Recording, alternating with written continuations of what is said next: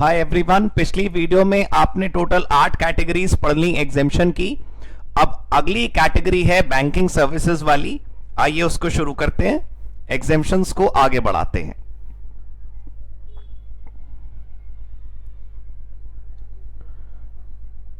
Yes, banking and financial services. अभी तक जितना पढ़ा उतना आप, मुझे उम्मीद है आपको समझ आ गया होगा। कुछ दिक्कत हो तो आप मेरे को बता दीजिएगा। Yes friends,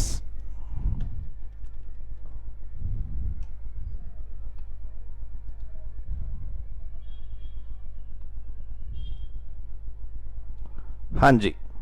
so we have banking and financial services. ये जो आपको थोड़ा सा धुंधला दिख रहा होगा वो स्कैनिंग की प्रॉब्लम है। बैंकिंग एंड फाइनेंशियल सर्विसेज, आपकी स्क्रीन और मेरे नोट्स बिल्कुल ठीक हैं।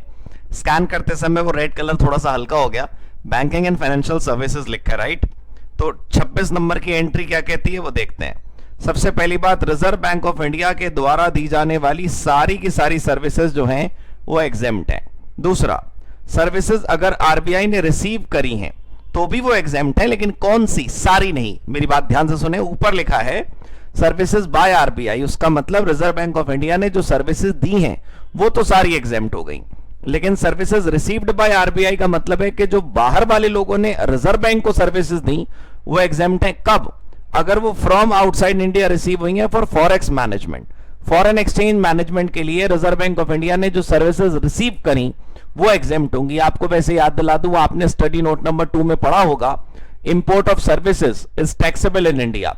लेकिन यहां पर आप देखिए, अगर import of service reserve bank ने करा फॉरेन एक्सचेंज मैनेजमेंट के लिए, तब वो टैक्सेबल नहीं है, राइट। एक्सटर्नल एसेट मैनेजमेंट के लिए, कस्टोडियल सर्विस के लिए और सिक्योरिटीज लेंडिंग के लिए, ये तीनों भारी भारी से जो नाम है वो याद करके रखिएगा। रिजर्व बैंक ऑफ इंडिया के द्वारा इन 3 मामलों में जो इंपोर्ट ऑफ सर्विस किया जाता है उस पर जीएसटी लगता नहीं है। लेकिन उससे भी बड़ी बात, आपको देखने में वो छोटी है लेकिन ज्यादा कीमती है, services by reserve bank of India, RBI के द्वारा दी जाने वाली सभी सर्विसेज एग्जेम्प्ट है। आइए उसके बाद एंट्री नंबर 27 देखते हैं। 27 में लिखा है deposit, loan, advanced against interest और डिस्काउंट, इनके ऊपर जीएसटी नहीं है। मतलब उनका कहने का है कि किसी को डिपॉजिट रखा बैंक ने और उस पर इंटरेस्ट दिया, या किसी को लोन दिया बैंक ने और उस पर इंटरेस्ट लिया, तो उस पर जीएसटी नहीं है। वो आप ईएमआई लेट पे करो और उसका चार्ज कटे, उस पर जीएसटी है। बैंक आपसे कई सेवाओं के चार्जेस लेता है कि भाई ये प्रिंटिंग चार्ज है, ये डिसऑनर चार्ज है, ये लेट पेमेंट चार्ज है, वगैरह वगैरह चार्ज, उस पर जीएसटी हो सकता है।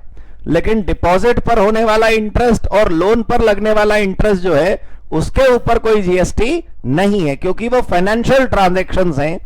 इंटरेस्ट जो है वो खुद एक कैपिटल कॉस्ट है, उसके ऊपर ब्याज के ऊपर भी जीएसटी लगना ठीक नहीं है। Cell purchase of foreign exchange among banks और ऑथराइज डीलर और बोथ, फॉरेन एक्सचेंज के खरीदने बेचने में जब बैंक आपस में खरीदेंगे बेचेंगे तब उन चार्जेस पर जीएसटी नहीं लगेगा। मैं आपको याद दिला दूं कि अगर आप फॉरेन एक्सचेंज नॉर्मल तरीके से एक्सचेंज करोगे, सामान्य आदमी अगर उसे फॉरेन एक्सचेंज को एक्सचेंज करेगा और उस पर कोई चार्ज लगेगा तो उस पर जीएसटी है। यहां पर लिखा है कि सेल परचेज फॉरेन एक्सचेंज की आपस में, बैंकों के आपस में अगर कोई सेल परचेज हो रही है फॉरेन एक्सचेंज की, या ऑथराइज डीलर के आपस में कोई सेल परचेज हो रही है फॉरेन एक्सचेंज की, तब उसके ऊपर नहीं लगेगा। ये यहां पर लिखा है। मेरी बात दोबारा सुन लीजिए, मैंने क्या कहा। एक सामान्य व्यक्ति अगर फॉरेन एक्सचेंज का डीलिंग करने जाएगा तब कोई भी ऐसा नहीं है कि जीएसटी नहीं लगेगा, तो चार्ज भी लगेगा, जीएसटी भी लगेगा। लेकिन अगर बैंक आपस में कर रहे हैं, ऑथराइज डीलर आपस में कर रहे हैं, ये दोनों लोग कर रहे हैं और सामान्य जनता इन्वॉल्व नहीं है, तब जीएसटी माफ है, राइट दोस्तों। 27A देखते हैं। Services provided by banking company in BSBD, basic saving bank deposit, basic saving bank deposit account होता है अंडर प्रधानमंत्री जनधन योजना। जनधन योजना में जो खाते खुले उसके ऊपर लगने वाले किसी भी चार्ज पर कोई जीएसटी नहीं लगेगा। एंट्री नंबर 34 क्या कहती है? Settlement service by an acquiring bank up to ₹2000 in a single transaction. वो कार्ड स्वाइप नहीं करते आप, उस कार्ड स्वाइप को करते हो, आपने देखा होगा 2000 रुपए तक के कार्ड स्वाइप पर आजकल उसको कार्ड को मशीन में लगाना भी नहीं पड़ता, सीधे उसके ऊपर टैप कर दो तो पेमेंट हो जाती है। 2000 रुपए तक की जो डिजिटल पेमेंट्स हैं उन पर डिजिटल पेमेंट पर लगने वाला जो चार्ज है उस पर जीएसटी नहीं लगेगा। मेरी बात दोबारा सुन लीजिए, मैंने क्या कहा। अगर डिजिटल पेमेंट जो करी जा रही है वो 2000 रुपए तक की है और उस डिजिटल पेमेंट के ऊपर कोई चार्ज लग रहा है तो वो चार्ज पर जीएसटी नहीं है, राइट। उसके बाद देखें, सर्विसेज बाय इंटरमीडियरी और financial services located in SEZ, special economic zone में जो इंटरमीडियरीज हैं वो कोई जीएसटी नहीं लेंगे। वैसे अगर फाइनेंशियल इंटरमीडियरी कौन है भाई, बैंक्स हैं, इंश्योरेंस कंपनीज हैं, एनबीएफसीज हैं, इनको हम फाइनेंशियल इंटरमीडियरी कहते हैं। तो कोई भी फाइनेंशियल इंटरमीडियरी अगर एसईजेड इलाके में लोकेटेड है तो वो कोई चार्ज लेगी तो उसके ऊपर जीएसटी नहीं लगेगा, राइट। चलिए 10वीं कैटेगरी पर हम आ गए। एक बार इसको ब्लू कलर से देख लेते हैं। लाइफ इंश्योरेंस बिजनेस सर्विसेज लिखा है यहां पर, ये जो आपको रेड कलर का ब्लू बॉक्स में दिख रहा है, this is life insurance business services. Life insurance business services के अंदर एक लिस्ट है कि ये सारी जीवन बीमाएं जो हैं वो एग्जेम्प्ट हैं।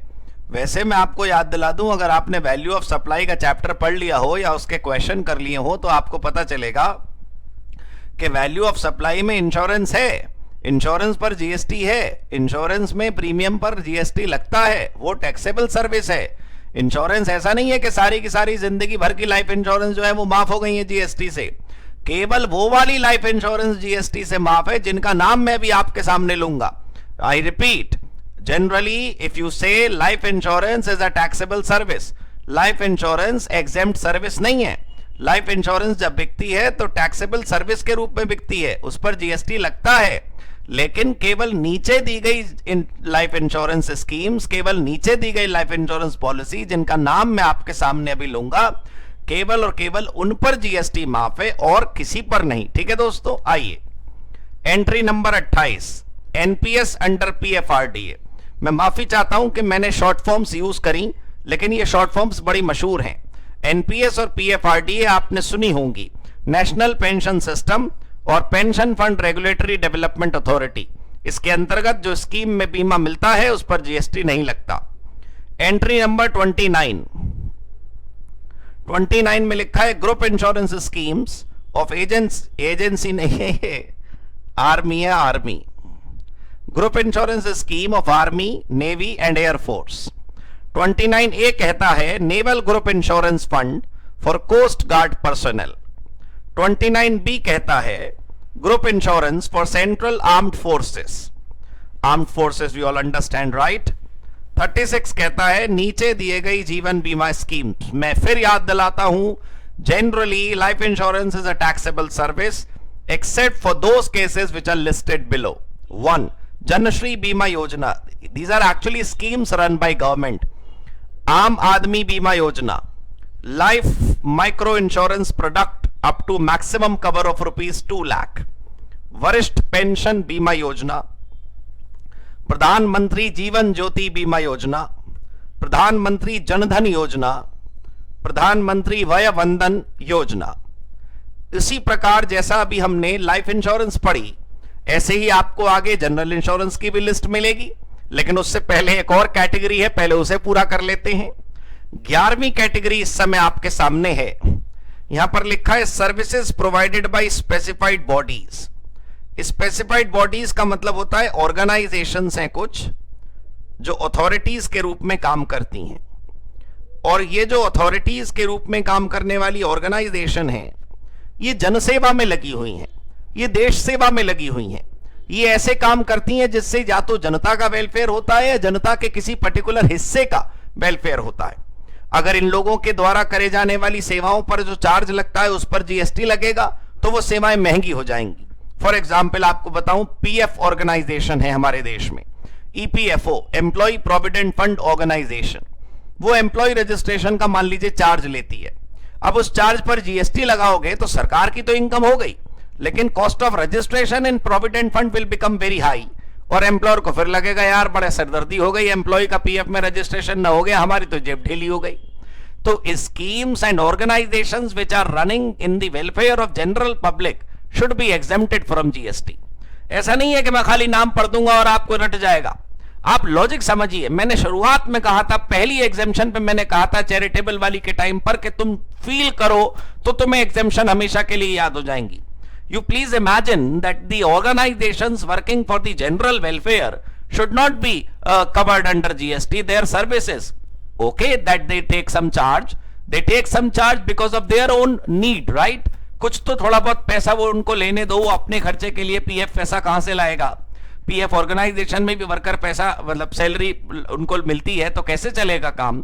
तो they should take charge, it's all right, right, but they should not be taxable as a service. पक्का? इसलिए मैं आपको अब लिस्ट बताऊंगा कौन कौन सी संस्थाएं देश के अंदर ऐसी हैं जिनके द्वारा अगर अपनी सर्विस पर चार्ज लिया भी जाएगा तो फिर उसके ऊपर जीएसटी इंक्लूड नहीं होगा. आइए देखें कौन कौन सी ऐसी ऑर्गेनाइजेशन है. एंट्री नंबर 30 है दोस्तों, services by ESIC, employ state insurance corporation के द्वारा दी जाने वाली सेवाएं जीएसटी से माफ है.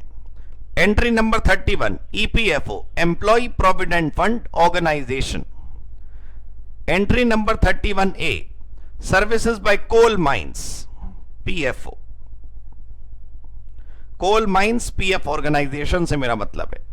31B, NPS, national pension system. 32, IRDAI, insurance regulatory development authority of India. 33, SEBI, securities and exchange board of India. इन महान संस्थाओं के द्वारा दी जाने वाली सेवाओं पर कोई जीएसटी अप्लाई नहीं होता. अब जैसा मैंने आपको पहले बताया था कि जैसे हमने अभी लाइफ इंश्योरेंस की स्कीम्स पढ़ी, अब हम जनरल इंश्योरेंस की स्कीम्स पढ़ेंगे. मैं दोबारा याद दिला दूं कि वैसे बीमा एक टैक्सेबल सर्विस है. Insurance is a big industry in India end of course internationally, so it can not be exempted at all. पूरा का पूरा आप माफ कर दें, ये नहीं हो सकता. लेकिन कुछ विशेष प्रकार की इंश्योरेंस स्कीम्स हैं, both life and non life, general में भी, जिनको कोई जीएसटी नहीं लगता. तो आइए हम पढ़ते हैं उन बीमाओं की लिस्ट जिनके ऊपर कोई जीएसटी नहीं लगता. कैटेगरी नंबर 12 मैं आपके सामने लाया हूं. कैटेगरी नंबर 12 में तमाम इंश्योरेंस स्कीम्स का नाम है, और अगर ये वाली इंश्योरेंस स्कीम्स आप खरीदेंगे तो उसके प्रीमियम पर कोई जीएसटी चार्ज नहीं होगा.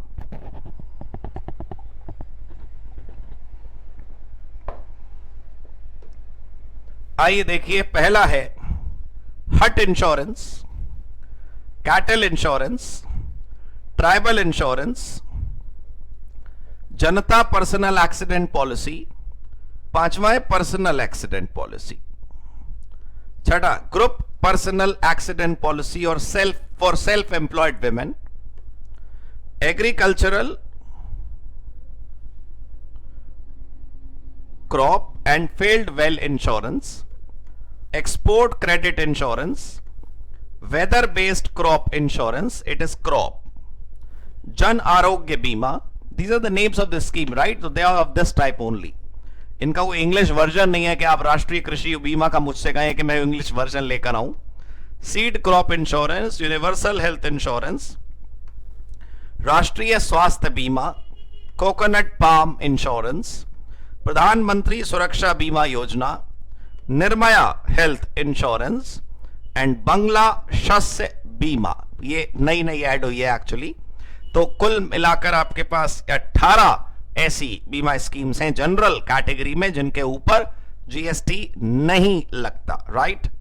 जैसे आपने अभी इंश्योरेंस देखा उसी प्रकार अब आप देख पा रहे होंगे स्क्रीन पर पॉइंट नंबर 13, कैटेगरी नंबर 13 में भी है पेंशन स्कीम.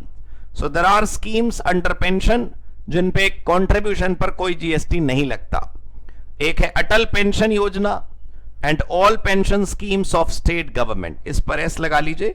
सभी जितनी भी पेंशन स्कीम्स हैं उनके ऊपर कोई जीएसटी अप्लाई नहीं होता, राइट दोस्तों? अब आइए अगला पढ़ते हैं, बिजनेस फैसिलिटेटर एंड करस्पॉन्डेंट.